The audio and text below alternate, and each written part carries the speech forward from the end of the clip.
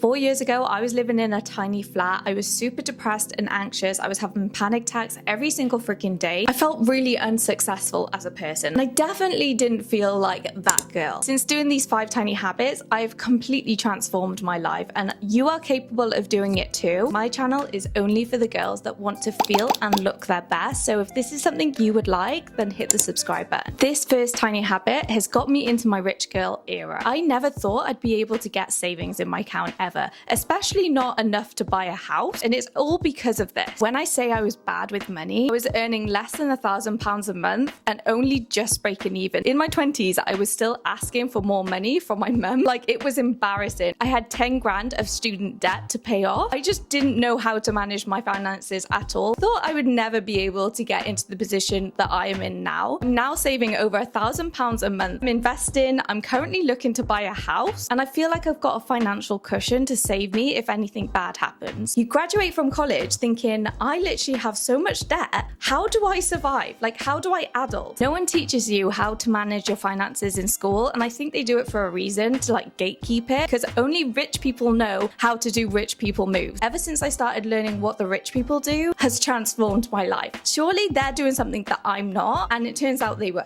The information is just not there for us, and you do have to go out searching for the information. Everything you need to know is in this book, Psychology of Money. This changed the game for me in so many ways. This book is what makes poor people rich. If you don't know anything about finances, this is perfect for you. I didn't know about investing. I found it super intimidating, but this book simplifies it in such a great way. It talks about what wealth is and how to change the way you think about finances. If there's one book I recommend to everyone, it's this one. Something I learned in this book is that a saving pot should be turned into an independence fund. Money, whether you like it or not, allows you to have independence. If you have a cushion of money there, you feel unstoppable, and the confidence that radiates from you is just magnetic. Most people's anxiety stems from money, so it's the first port of call if we're going to transform our lives. The next one that I'm going to talk about is quite controversial, especially the third point that I'm going to tell you later as well. Sit down, girls. Let's talk about diet. Quite frankly, we can't be eating burgers every night and thinking that that is okay. Even though I am a burger queen, I love burgers, chips, fried stuff. We can't just keep going day to day and not think that our body is going to feel terrible. So it's time for change. I am no way going to promote a fad diet to you, because diet culture is where our problems stem from. All we're aiming for is a sustainable, healthy diet. There are 3 tiny changes that I made to my diet, and I've never felt so healthy in my life. Number 1 is eating for my hormone health. As a woman, this is so important. It's something we're not educated on. There are so many great experts out there that talk about hormone health in terms of diet. I would do your own research and pick out the things that you think are sustainable. For me, it's about getting a lot of leafy greens and broccoli into my meals. Number 2 is reducing my caffeine intake. I didn't realize how much this affected me until I started going half and half with my coffee. I now have a coffee with half decaf and half caffeine in. I love that you can get 2 jars and put the amount that you want in there, because some days I want more decaf and some days I want more caffeine, and I can really listen to my body and see what it needs. I try not to rely on caffeine to wake me up anymore and just focus on having good sleep. If we can just focus on having good sleep and reduce our caffeine intake, we're on to a winner. I wish someone told me this before, but I was drinking like 3 coffees a day, which was sending my anxiety through the roof. No wonder I was having panic attack after panic attack. I sometimes have a matcha instead of a coffee throughout the day, and that also helps. And the third thing is eliminating processed foods. I'm not going to lie to you, it is quite hard to do because society is just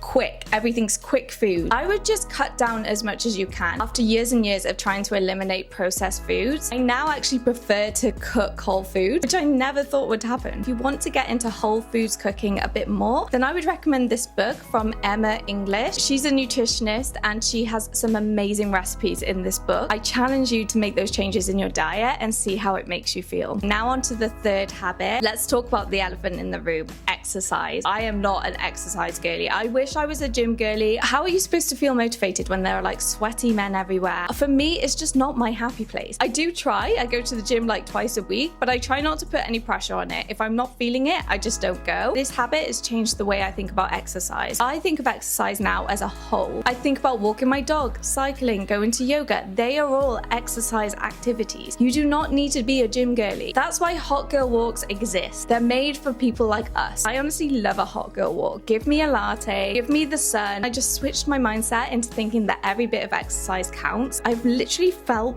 the stress leaving my body. The fourth thing that's changed my life is reading more non-fiction books. I used to be a fiction girly, and every now and again I will go back to fiction, but non-fiction is where it's at. If you want to learn actual helpful tips, I have learned way more from non-fiction books than I ever did in school. If you're trying to get into non-fiction reading, I would recommend this book, Atomic Habits. You might have heard everyone talk about it. I'm just nearly at the end now. Honestly, I think I'm going to reread this like 3 times. If you're like one of those girls that has a vision board, but you struggle to take action on that vision board, then this book is for you. It teaches you how to implement small habits into your routine and to eliminate the bad ones. I am in my non-fiction era, so if you have any recommendations, please put them down below. And don't gatekeep, share them. Time to reveal the best habit that has absolutely been so impactful. You, girl, need to start embracing your feminine energy. By this, I don't mean by being like a girly girl. What I mean by feminine energy is leaning into those self-care moments. Whether it's listening to your favorite 90s girl band, Sugar Babes like me, or watching your favorite reality TV show, it can also mean skincare routines, beauty maintenance. It will show up differently for every one of you, but make you feel like the goddess you've always wanted to be. Be unapologetically you and really double down. If you like this video, you will love this one. It's a girl chat video about beauty maintenance, showing you monthly, weekly, and daily self-care rituals that will make you feel like a natural beauty. Thank you so much for watching. I really enjoyed our girl time, and I will see you in the next one.